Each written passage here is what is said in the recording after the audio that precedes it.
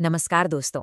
आज हम ना दुनिया की सबसे बड़ी डेमोक्रेसी यानी अपने इंडिया की एक ऐसी फाउंडेशन के बारे में बात करने वाले हैं जो पावर को सिर्फ शेयर नहीं करती बल्कि लिटरली उससे मल्टीप्लाई कर देती है। हम बात कर रहे हैं फेडरलिज्म की। तो चलिए बिना किसी देरी के सीधे पॉइंट पर आते हैं। तो एजेंडा बड़ा सिंपल सा है आज का।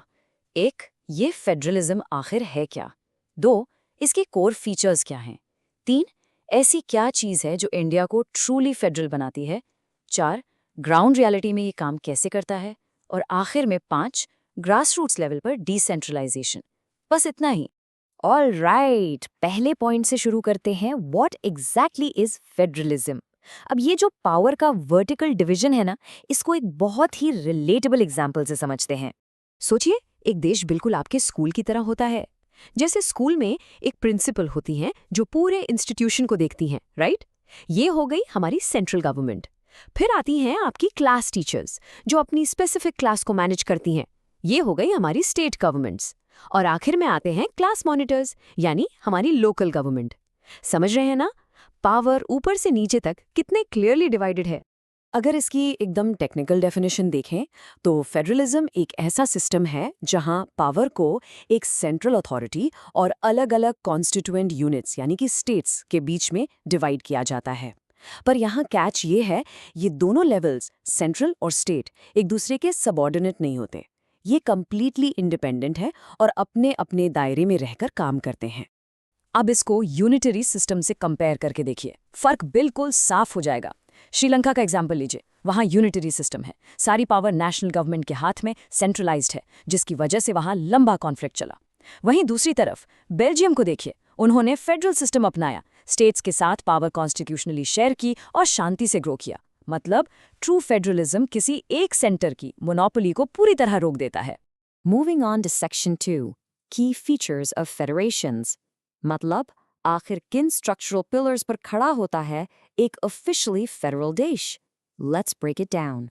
सो इसके जनरली 5 कोर फीचर्स होते हैं। पहला, गवर्नमेंट के कम से कम 2 लेवल्स होने चाहिए। दूसरा, हर लेवल का अपना एक स्पेसिफिक कॉन्स्टिट्यूशनली गारंटीड कानूनी दायरा होता है जिसे हम जुरिस्डिक्शन कहते हैं। तीसरा, बेसिक लॉज को कोई भी एक लेवल अकेले नहीं बदल सकता। चौथा, और ये बहुत इंपॉर्टेंट है, फाइनेंशियल इंडिपेंडेंस। हर लेवल के पास अपने रेवेन्यू के इंडिपेंडेंट सोर्सेज होने चाहिए ताकि कोई दूसरे पर डिपेंडेंट ना रहे। और आखिरी, कोर्ट्स एक अंपायर की तरह काम करते हैं। अगर सेंटर और स्टेट में कभी टकराव हो जाए तो अपना सुप्रीम कोर्ट इंटरवीन करता है। अब एक और इंटरेस्टिंग चीज देखिए, दुनिया भर में फेडरलिज्म के 2 अलग अलग रास्ते हैं। पहला है कमिंग टुगेदर, जहां इंडिपेंडेंट स्टेट्स खुद आकर एक साथ मिलते हैं और एक बड़ा देश बनाते हैं, जैसे यूएसए या स्विट्जरलैंड। यहाँ सभी स्टेट्स के पास इक्वल पावर होती है।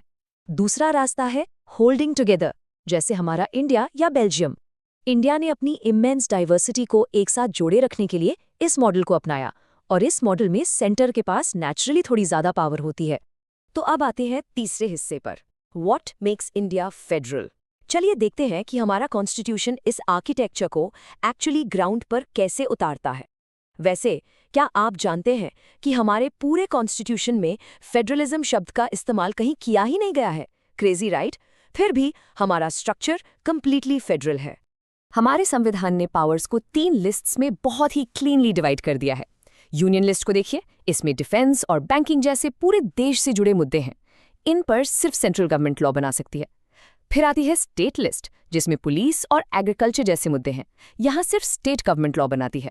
और आखिर में है कंकरेंट लिस्ट, जैसे एजुकेशन और फॉरेस्ट्स। यहाँ सेंटर और स्टेट दोनों लॉ बना सकते हैं। पर ट्विस्ट ये है कि अगर दोनों के लॉज आपस में क्लैश कर जाए ना, तो सेंट्रल गवर्नमेंट का लॉ ही माना जाएगा। पर एक बात सोचिए, जब हमारा कॉन्स्टिट्यूशन बन रहा था तब ये इंटरनेट, कंप्यूटर सॉफ्टवेयर या ई-कॉमर्स जैसी चीजें तो थी ही नहीं। तो इन आने वाली टेक्नोलॉजीज के लिए हमारे कॉन्स्टिट्यूशन मेकर्स ने एक बड़ा विजनरी सेफ्टी नेट रखा, जिसे कहते हैं रेजिड्यूरी सब्जेक्ट्स। जो मुद्दे इन तीनों में से किसी लिस्ट में नहीं आते, उन पर लॉ बनाने की पावर सिर्फ और सिर्फ यूनियन गवर्नमेंट के पास होती है। लेकिन देखिए, जहां पावर का डिवीजन होगा वहां थोड़े बहुत डिसएग्रीमेंट्स तो इनएविटेबली होंगे ही, है ना। तो ऐसे वक्त में क्या होता है, यहाँ एंट्री होती है हमारी न्यूट्रल जुडिशरी की। सुप्रीम कोर्ट कॉन्स्टिट्यूशन को इंटरप्रेट करता है और किसी एकदम अनबायस्ड अंपायर की तरह अपना फाइनल फैसला सुनाता है। Alright, moving on to section 4, practising federalism in India. Theory तो हमने समझ ली, पर अब देखते हैं कि ये कॉम्प्लेक्स सिस्टम ग्राउंड रियलिटी में सर्वाइव और थ्राइव कैसे करता है। ये आज़ादी के तुरंत बाद की बात है, जब भाषा यानी लैंग्वेज के आधार पर स्टेट्स की बाउंड्रीज रीड्रॉ करने की मांग उठी ना, तो हमारे नेशनल लीडर्स सच में घबरा गए थे। पार्टीशन का दर्द उस वक्त बिल्कुल ताज़ा था और उन्हें लगा कि भाषा देश के टुकड़े कर देगी। लेकिन प्रैक्टिकली क्या हुआ? भाषा के आधार पर स्टेट्स बनाने से देश टूटने की बजाय और ज्यादा यूनाइटेड हो गया। इसने लोगों की रीजनल कल्चर्स को रिस्पेक्ट दी और एडमिनिस्ट्रेशन को एक्चुअली काफी आसान बना दिया। 22 यानी 22, ये नंबर बहुत ही क्रूशल है हमारे देश के लिए। हमारे कॉन्स्टिट्यूशन ने 22 भाषाओं को शेड्यूल्ड लैंग्वेजेस का दर्जा दिया है।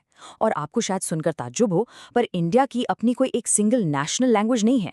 हिंदी और इंग्लिश के अलावा इन 21 और भाषाओं को रिकॉग्नाइज करना हमारी इसी फेडरल डाइवर्सिटी की तो सबसे बड़ी ताकत है। अगर हम टाइमलाइन देखें तो 1947 में आज़ादी के वक्त हमारा पॉलिटिकल लैंडस्केप काफ़ी सेंट्रलाइज था। फिर 1956 में स्टेट्स रीऑर्गेनाइजेशन एक्ट आया, जिसने लिंग्विस्टिक बेसिस पर स्टेट्स बनाए। लेकिन पता है असली पावर शिफ्ट कब आया? 1990s में। ये एरा था कोलिशन गवर्नमेंट्स का, यानी गठबंधन सरकारों का। जब नेशनल पार्टीज को सेंटर में क्लियर मेजॉरिटी मिलना बंद हो गई, तो उन्हें सरकार बनाने के लिए रीजनल पार्टीज के साथ पावर शेयर करनी ही पड़ी। और इस एक अकेले शिफ्ट ने इंडियन फेडरलिज्म को प्रैक्टिकली इतना मजबूत कर दिया जितना पहले कभी नहीं था। और अब हम आते हैं अपने आखिरी 5वें हिस्से पर, डिसेंट्रलाइजेशन। ये इस फेडरलिज्म की पजल का सबसे रेवोल्यूशनरी पीस है, power directly to the grass roots. देखिए 1992 लोकल गवर्नेंस के लिए ना एक सच में हिस्टोरिक साल था। एक मेजर कॉन्स्टिट्यूशनल अमेंडमेंट पास हुआ, जिसके जरिए सेंट्रल और स्टेट गवर्नमेंट से कुछ पावर लेकर डायरेक्ट लोकल बॉडीज को दे दी गई।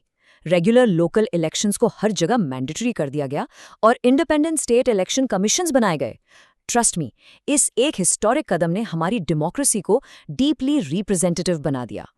1/3 1/3 1992 के इस हिस्टोरिकल अमेंडमेंट ने कॉन्स्टिट्यूशनली ये तय कर दिया कि लोकल गवर्नमेंट बॉडीज में कम से कम 1/3 सीट्स एक्सक्लूसिवली महिलाओं के लिए रिजर्व होंगी। ये विमेन रिप्रेजेंटेशन और ग्रास रूट्स एम्पावरमेंट के लिए एक लिटरल गेम चेंजर था। तो ये ग्रास रूट्स पावर काम कैसे करती है? पंचायती राज सिस्टम इसका परफेक्ट एग्जाम्पल है। इसमें सबसे नीचे आती है ग्राम पंचायत, जिसके हेड होते हैं सरपंच। फिर कुछ गांवों को एक साथ मिलाकर ब्लॉक लेवल पर बनती है पंचायत समिति। और आखिर में इन समितियों और लोकल एमएलएज और एमपीज को मिलाकर पूरे डिस्ट्रिक्ट लेवल पर एक जिला परिषद बनती है।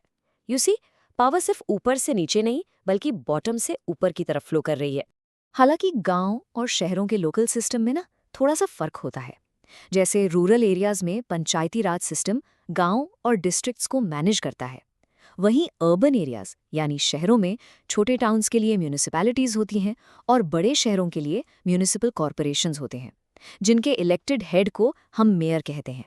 तो चलिए इस एक्सप्लेनर को ख़त्म करते हुए मैं आपके लिए एक बहुत ही प्रोफाउंड सवाल छोड़कर जा रही हूँ। अगर किसी डेमोक्रेसी की सफलता इस बात से मापी जाती है कि इसके आम नागरिकों के हाथ में कितनी पावर है, तो आपका अपना लोकल पार्टिसिपेशन इंडिया के फ्यूचर को कैसे शेप कर रहा है? फेडरलिज्म सिर्फ किताबों में लिखी एक ग्रैंड थ्योरी नहीं है दोस्तों। ये आपके गांव, आपके शहर और आपके वोट से चलने वाला एक जिंदा सिस्टम है। इस पर थोड़ा विचार जरूर कीजिएगा। That's all for today. Keep questioning and keep learning.